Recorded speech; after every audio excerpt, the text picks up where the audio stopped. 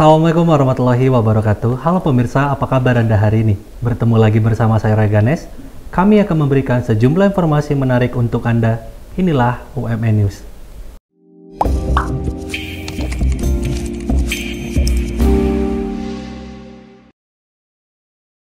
Berita pertama kita awali dengan LLDikti Wilayah 1 Sumatera Utara melakukan monitoring dan evaluasi sumber daya di lingkungan UMN Al-Wasliyah. Kegiatan ini bertujuan untuk memantau perkembangan sumber daya manusia di UMN Al-Wasliyah. LLDikti Wilayah 1 Sumatera Utara melakukan monitoring dan evaluasi sumber daya di lingkungan UMN Al-Wasliyah. Kegiatan ini dilaksanakan pada 9 Juni 2022 di Ruang Rapat Salim Siregar. Kegiatan ini bertujuan untuk memantau perkembangan sumber daya, khususnya sumber daya manusia di UMN Al-Wasliyah.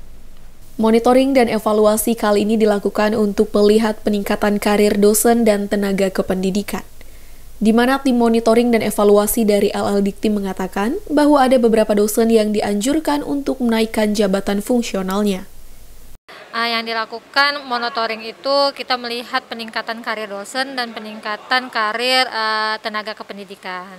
Jadi nanti kita buat pemetaan apa yang perlu kita bimbing dan arahkan agar dosen-dosen tersebut meningkatkan ke jenjang yang lebih tinggi lagi. Gitu. Sebenarnya sih sumber dayanya sudah bagus, tetapi ada beberapa yang memang masih bertahan di jenjang jabatan yang sama. Jadi kita anjurkan, kita bimbing supaya ke jenjang jabatan yang lebih tinggi lagi. Saya harapkan di di UMN ini banyaklah menghasilkan jenjang jabatan dosennya itu ke lektor kepala dan bahkan bisa ke guru besar. Wakil Rektor 1 UMN Al-Wasliyah, Bapak Dr. Firmansyah MSI mengatakan bahwa monitoring dan evaluasi sumber daya manusia ini merupakan hal yang baru pertama kali diadakan. Dari monitoring yang telah dilaksanakan, LLDikti menilai positif terhadap sumber daya yang ada di UMN Al-Wasliyah. Kita menyambut baik prakarsar dari LLDikti. Setahu saya kalau untuk monitoring khusus SDM ini baru tahun ini ya, selama saya sebagai Wakil Rektor 1 baru tahun ini diadakan. Biasanya monitoring secara keseluruhan. Kemarin yang disampaikan oleh LLDikti maupun data-data yang sudah kita siapkan, ya insya Allah berjalan lancar dan semuanya insya Allah positif. Yang pertama bahwa keadaan dosen, bahwa dosen kita ada sebagian besar sudah doktor, sudah semuanya sudah S2 dan ada juga yang guru besar. Dari sisi presentasi memang perlu kita tingkatkan karena memang sebaiknya di dalam satu institusi perguruan tinggi yang bergelar doktor itu paling tidak 40% itu baru bagus ya. Kita ya mendekati itulah. Mudah-mudahan dalam beberapa tahun dengan motivasi dan bantuan yang diberikan oleh UMN Al-Wasliyah yang ada kebijakan dari Pak Rektor, ini semua insya Allah dalam waktu dekat itu bisa kita capai. Ada beberapa hal memang yang menjadi catatan dari L2Dikti kemarin bahwa ada beberapa dosen yang seharusnya sudah bisa naik pangkat, naik jabatan fungsionalnya tetapi belum. Nah ini juga jadi perhatian kita, perhatian yang serius. Ke depan itu akan kita genjot, akan kita pacu, akan kita panggil insya Allah kawan-kawan ini yang sudah bisa naik pangkat tapi belum naik pangkat. Ini juga berkaitan juga dengan sertifikasi dosen. Ada juga beberapa dosen kita yang mestinya sudah masuk daftar untuk bisa sertifikasi dosen, namun karena ada beberapa berkas yang belum dilengkapi, ini juga belum terpanggil karena dia terpanggil eligible secara otomatis di sistem. Jadi kawan-kawan ini ada juga yang sudah tamat S3 misalnya belum mengupload ijazahnya. Kemudian seharusnya mereka ini sudah mempersiapkan potensi akademiknya atau applied approach-nya tapi belum juga mengunggahnya. Ini juga menjadi kendala sehingga dia tidak terpanggil. Nah ini juga bisa menghambat dosen yang bersangkutan maupun kita sebagai institusi. Ya, mudah-mudahan ini juga nanti jadi perhatian kita. Kemudian yang lebih penting lagi bahwa kepada dosen-dosen kita maupun tendik untuk mengusulkan nomor induk tenaga kependidikan. Jadi kemarin itu memang sempat kita lakukan ini, namun kata KTU kita ada kendala, namun sekarang kan sudah oke lagi sistemnya itu, ya mudah-mudahan itu bisa kita proses. Jadi secara umum insya Allah potret dari LLDikti kita bagus ya, berjalan baik, namun bagaimanapun kan tidak boleh kita puas dengan keadaan itu. Bagaimanapun kita harus memacu untuk lebih baik dan lebih baik lagi. Dengan adanya monitoring dan evaluasi yang dilaksanakan oleh LLDikti ini, diharapkan dapat menambah motivasi dan memacu dosen serta tenaga kependidikan yang ada di UMN Al-Wasliyah untuk bergerak maju dan menjadi lebih baik. Dari UMN Al-Wasliyah, Nazira Anindi, Meiliza Putri, UMN Channel mengabarkan.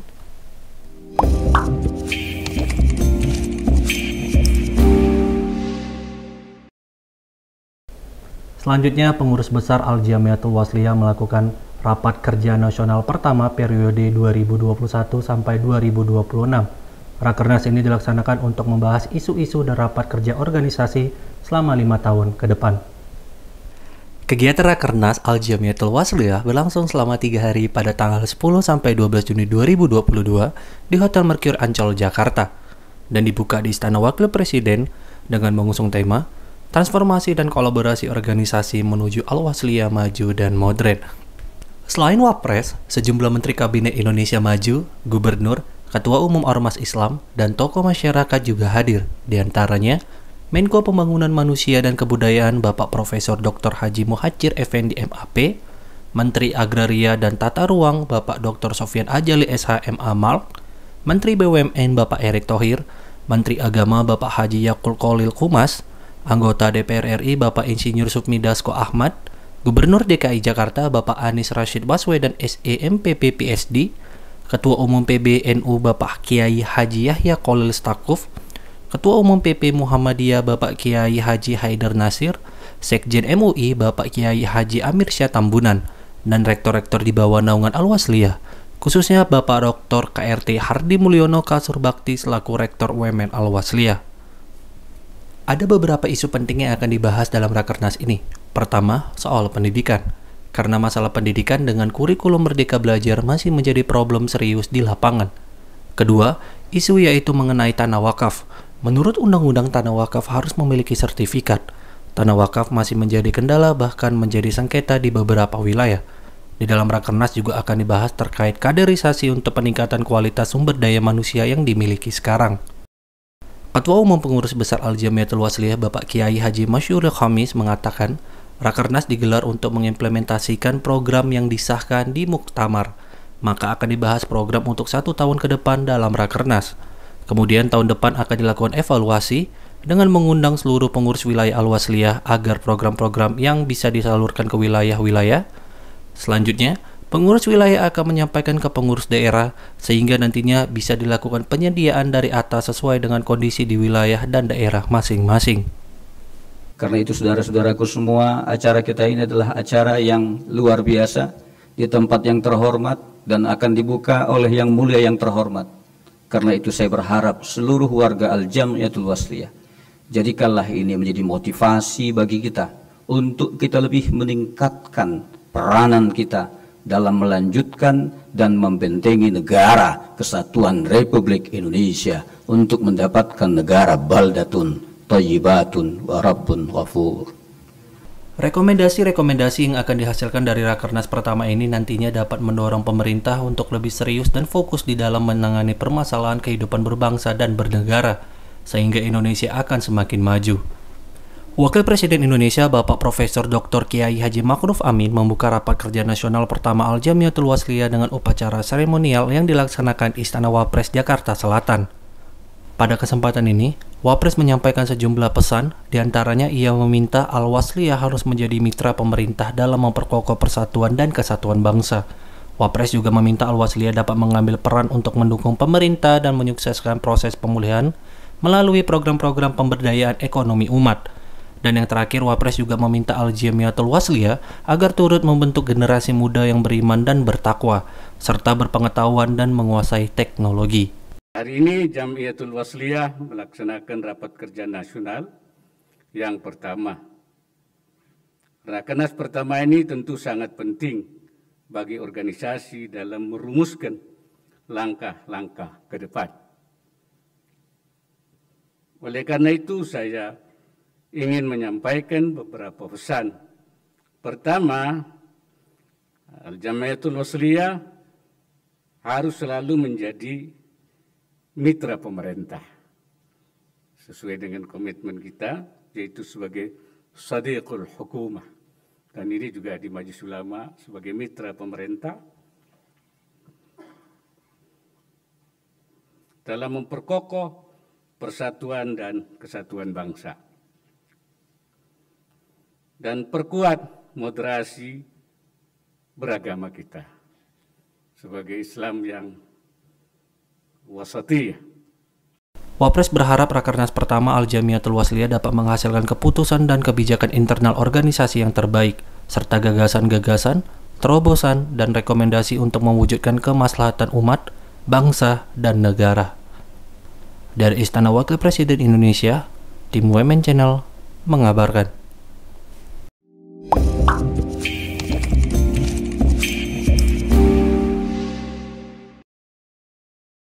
Berita selanjutnya, UMN Al-Wasliyah sediakan fasilitas tahfiz Quran bagi mahasiswa UMN Al-Wasliyah. Kegiatan ini dilaksanakan untuk membumikan Al-Quran di UMN Al-Wasliyah. UMN Al-Wasliyah di bawah naungan Biro Administrasi Kemahasiswaan dan LP3I menyediakan fasilitas pembinaan tahfiz Quran. Kegiatan ini diperuntukkan bagi mahasiswa UMN Al-Wasliyah. Kegiatan ini telah resmi dibuka sejak 15 Juni 2022 oleh Wakil Rektor 3 UMN Al-Wasliyah di Masjid Ismail Banda UMN Al-Wasliyah. Pada kesempatan ini, UMN Al-Wasliyah menyediakan fasilitas seperti administrasi, ustadz dan ustazah, serta jadwal dalam rangka mendukung pembinaan tahfiz Quran di UMN Al-Wasliyah. Kegiatan ini akan dilaksanakan secara rutin setiap hari Rabu dan Jumat pada pukul 10 sampai 12 siang. Tujuan diadakannya kegiatan ini yaitu untuk memberikan fasilitas bagi mahasiswa UMN Al-Wasliyah yang ingin menghafal Al-Quran serta untuk membumikan Al-Quran di UMN Al-Wasliyah. Kegiatan diadakannya tahfiz Quran di lingkungan UMN Al-Wasliyah memiliki beberapa tujuan. Yang pertama, memberikan fasilitas kepada para mahasiswa yang berminat menghafal Al-Quran telah kita sediakan di Masjid Ismail Banda UMN Al-Wasliyah. Fasilitas yang kita sediakan adalah ada ustadz atau al-hafiz yang kita undang untuk memberikan bimbingan. Pertama, bimbingan murojaah, yang kedua tahsinul qiraah, memperbaiki bacaan. Lalu tujuan yang kedua adalah agar para mahasiswa penerima tahfiz Quran, hafalan mereka itu tetap terjaga. Maka fasilitas kita untuk memberikan tahfiz Quran di sini adalah sebagai sarana mereka untuk murojaah, tahsinul qiraah yang mereka hafal sebelumnya. Baru yang ketiga tujuannya adalah membumikan Al-Quran di UMN Al-Wasliyah, sehingga akan lahir para penghafal Al-Quran dari kalangan mahasiswa UMN Al-Wasliyah untuk masa yang akan datang.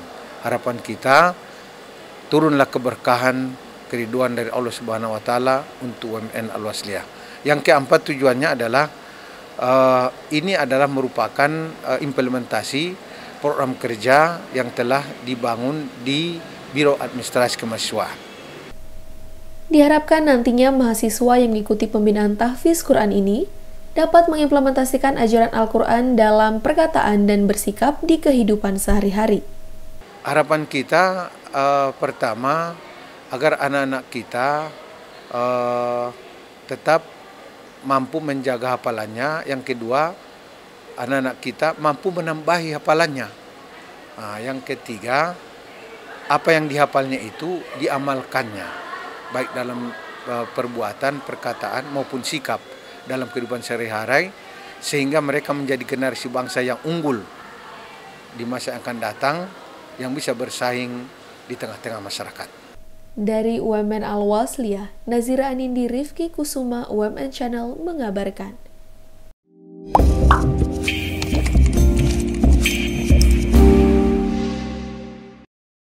Berita tadi sekaligus menutup jumpa kita pada hari ini. Saya Roy Gandes dan seluruh kerabat kerja yang bertugas pamit undur diri. Wassalamualaikum warahmatullahi wabarakatuh.